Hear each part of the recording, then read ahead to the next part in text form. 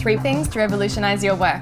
So I don't know about you, but when I get to inbox 0, I feel like I could run the world. You know, head up NATO, sure. Achieve world peace, why not? But I've got to admit that I don't get to inbox 0 anywhere near as frequently as I would like to, but I used to be particularly crap at it. So I've mastered it a bit more and gotten a lot better at it, mostly because of a book that I read, and it's called Getting Things Done by David Allen.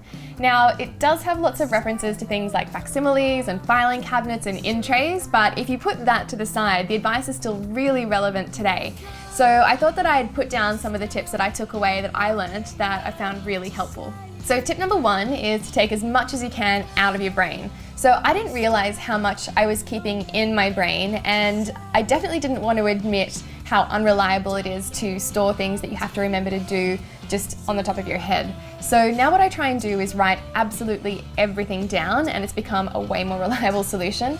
One of my co-founders, Michael Fox, he actually emails himself when there's something he has to remember to do. So I've stolen that technique, and it's a really good one. Tip number 2 is use your calendar as your to-do list. So what I used to do is if I got an email that had something in it that I had to action, I used to just leave it in my inbox until I got to it, but it was a pretty bad idea. So it just had me not remember deadlines and things like that. So what I do now is when I get an email with an action in it, I schedule time in my diary for me to look at that. And the result of that is a really cool thing. Firstly, it lets you understand when you get to the end of a day and you're like, oh, what did I get done today? You can look back and really see how you spent your time and what you did get done. Secondly, it helps you to understand how long you do need to spend on certain tasks because you have a log of how many hours and how much time you're spending on things. And thirdly, it really helps to prioritize and manage other people's expectations because you have a super clear snapshot of all the things that you're going to get done that week, and you can manage people's expectations around when you'll get to their task. And if you're swapping something around, you know, it's really easy for you to do when it's physically in front of you on a calendar. Tip number 3 is to have an awesome filing system, and that's definitely me when it's an offline situation. I love stationery.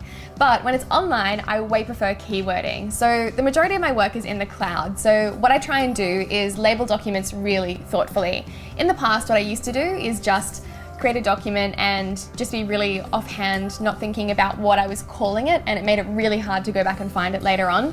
But now I'm very thoughtful about the words that I use in the titles and in the document so that if I need something in the future, it's just a quick search away. So they're just a couple of the tips from the book Getting Things Done by David Allen that really worked for me, but I highly recommend the book. I can't recommend it enough. So I've put the link to the book below in case you want to check it out. So I hope you have a great week. I hope that everything's going well. I hope you get to inbox 0, and don't forget, do everything before you're ready. Bye.